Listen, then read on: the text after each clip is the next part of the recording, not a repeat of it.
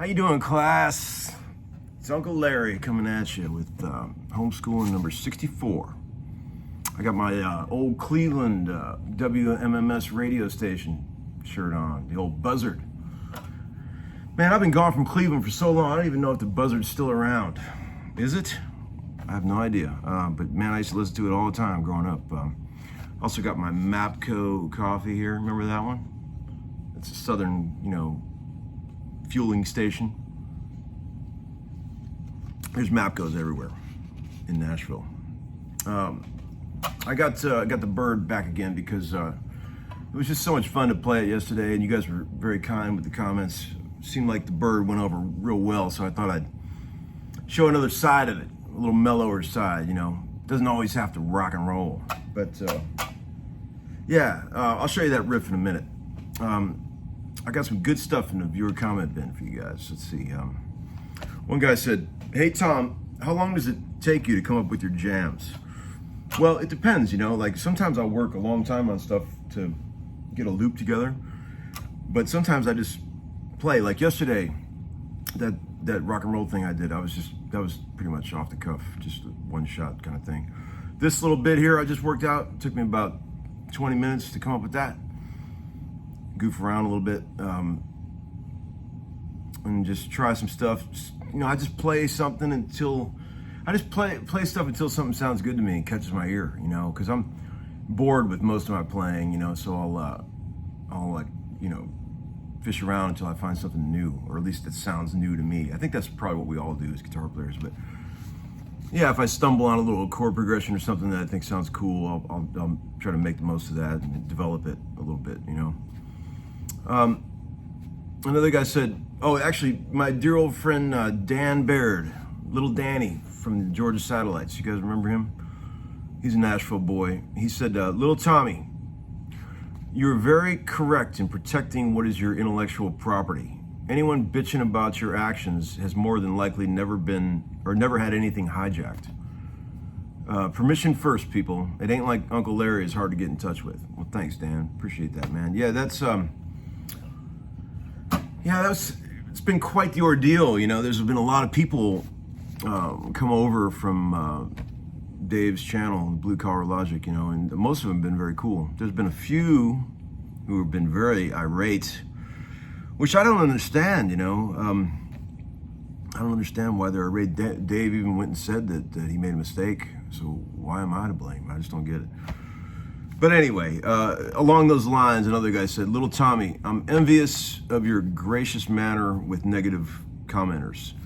You come across on YouTube as a really decent guy. Your friends are lucky folks." Well, thank you so much for that. That's very sweet. You apparently haven't been around in some of my earlier episodes when I wasn't quite so gracious with some of the negative comments. You know, you can take the boy out of Cleveland, but you can't take the Cleveland out of the boy. Yeah, I get a little pissed sometimes when people are just totally out of line. You know, all I'm trying to do here is give you guys some free guitar lessons. I don't understand. If you don't like it, turn it off. Go to some other channel, for God's sakes, you know? God. But anyway, for those who do like it and have been supportive, I appreciate it, guys. You know, the trolls are out there, though, boy. The trolls are everywhere. Another guy said, "Hey, Tom, what do you find yourself missing the most of the pre-corona world?" Yeah, you know, I was thinking about that. There's a lot of things I miss, you know. I used to like taking the boys on a little car trip, you know, going around somewhere, trying to get lost, you know, out in the country somewhere. Because in Nashville, you can get out in the country pretty easy, you know. Take them out there and like stop at some little restaurant or something, or a little store, but you can't really do that these days. That's one of the things I definitely miss. I also miss, you know, on sessions, the masks. I've been doing a lot of sessions with masks. I'm pretty used to it now, but man, it's still weird. I mean, what the masks end up doing is they cut into the social aspect of the sessions. You know, people aren't as comfortable hanging around in a room, joking around and talking as they used to be. You know, people are kind of like get their take, go outside. You know, they're not as social as they used to be. There's still some joking around and everything, but not as much as there used to be. Man, that was my favorite part of sessions. I used to love the social aspect, and then it'll come back. I'm confident it will. I'm not all down in the mouth about it. Another guy said, "Hey, Tom, when you're on a session, are you always able to achieve the sound in your head?" Yeah, you know, that's an interesting question. I feel like, you know, every once in a while when I'm listening to a record or listening to a song, and I'll have a real clear vision of what I want to do with it. And I'll have a sound in mind, like, and I pretty much know how to get in the ballpark, and then I can tweak from there. And usually I can get pretty close, you know. But then there's other times when I don't really know what I'm gonna do. You know, the song, I'll just get out there on the floor and put the phones on and just start playing and just sort of fish around. For me, it's always about fishing around, just trying a bunch of stuff. I'm pretty good at knowing when, like I said earlier in this video, when I hear something that I like, you know. Like I'll play a bunch of shit in my head, inside my brain, I'm going, no. Try some stuff, no. And then I'll stumble on something and I'll go, well, there it is. That may not be the actual idea, but that's the seed of an idea that I can develop into something. It's a concept, right? That's what I'm looking for. Because I can refine the shit out of anything once I got the basic idea. But sometimes getting that basic idea is the hard part, right? But yeah, you know, like I said in some earlier lessons, you can look around the room, you know, when you're playing, and you're playing with a bunch of guys you've been playing with for a long time, and they know what you can do. And if you study body language and you look at people, like you'd be trying a bunch of stuff and everybody's just over there playing, and then you play one thing and you see the bass player go, that's probably a good sign that you're onto something, you know, that kind of thing. And then you develop it and work from there. Or if somebody gets on a talk back and goes, dude, that thing you were doing in the third chorus, you know, then you know what you got to start building on, where to go, you know. Sometimes you don't get there, man. Sometimes you try and try, but most of the time I can get there, it seems. Another guy said, hey, Uncle Larry, can you talk about the amp and speaker you are using and what you like about them? You always sound really clear in the fundamental. Man, I appreciate that. this today and yesterday I was playing through an old Pro Reverb, 60s Pro Reverb. You can't see it because it's hidden back there, into this Fender 212 cabinet that's got original Oxfords in it. But it doesn't really matter. I don't think that any of that matters, honestly, because with EQ and with tweaking, I can always get stuff to sound clear, unless it's just, a really bad amp, which, you rarely find those. But I like clear sounds that really speak, I don't like it when stuff is garbled and it's not defined and you can't really hear it. It's like, I like to come up with sounds that are clear, whether they're dirty or clean. They just got to have some focus, and I'm pretty good at just dialing that kind of stuff in, I'll just turn on a pedal, whatever it may be, and I'll play a little bit. And if it's not speaking right, I just sort of instinctively know what to turn to sort of make it work, I always said, and I've said this in a previous one, like if you're recording guitars, if you got a sound that you have to turn up really loud in the mix to hear it, it's the wrong sound. You shouldn't have to crank a sound for it to be heard in the mix. You should be able to crack the fader, and if it's the right sound, you can hear it. That's how you know. Okay, one more. Guy said, "Hey Tom, you are a gold mine of guitar secrets. I'm stealing everything you were doing. Thanks.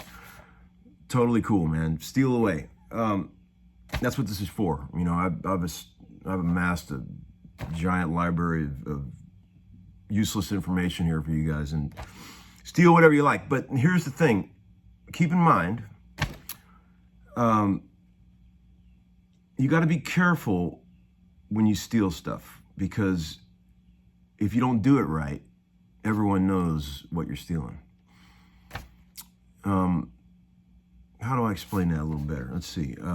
Like I've been, obviously, as I've said, been influenced by many, many guitar players, greatly influenced, right? And I've stolen concepts, sound ideas, approaches from a lot of different people, but I've always tried to make them my own, I've always tried to sort of get the gist of it and then sort of turn it into something that's mine, right? And I feel like that's pretty important, to find your sound, to find your personality as a player. Because if you just go around stealing everybody's stuff and just playing it just like they played it, what's the point? There was already that guy who made it up, So there's that.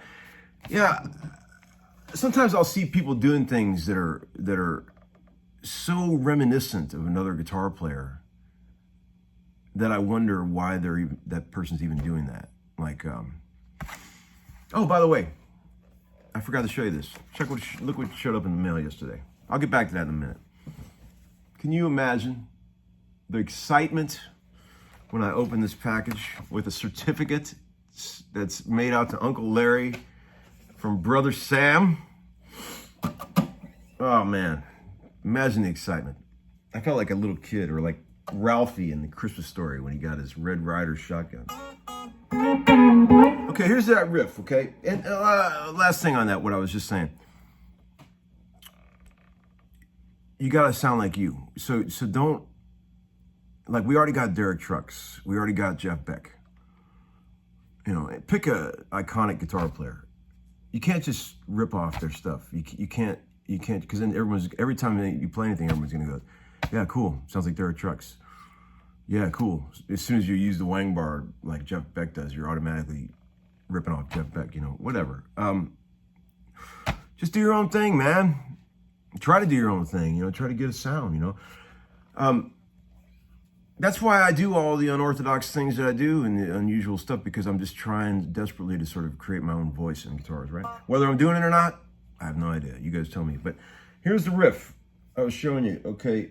This is a thing I've been working on lately. It's kind of, some of you smaller hands guys are going to bitch at me for this, but this is a pretty cool concept. I use my thumb for the bass notes, right? F sharp with the thumb. See? I like to lay my thumb down like that so I can retain those bass notes if I'm doing the sixth up here.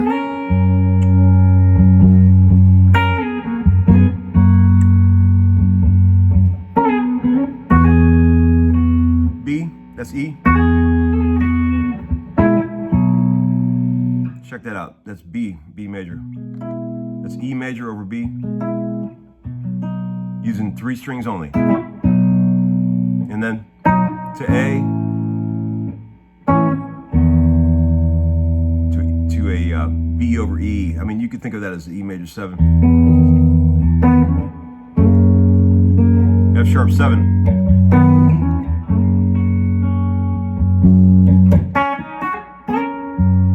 I could do it with my finger too, but I like to do it with the thumb.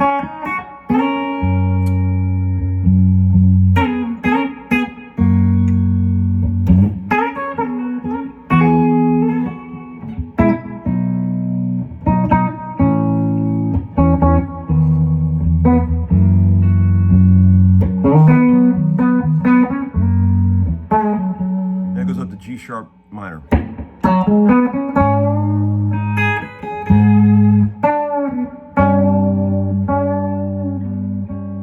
You can think of that as a E minor over G.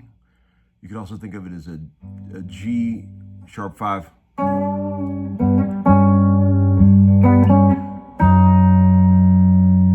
B over F sharp. C sharp over F. E minor 6. To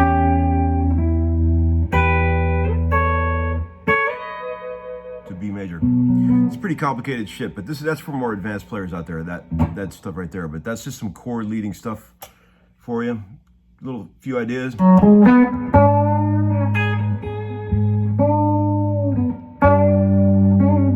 Using the little finger to bend that half step.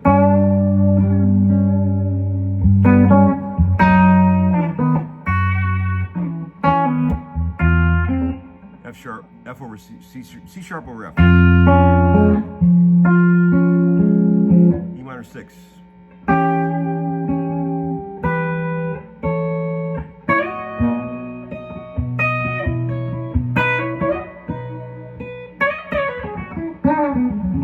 I also went like this. F sharp, holding the F sharp while bending.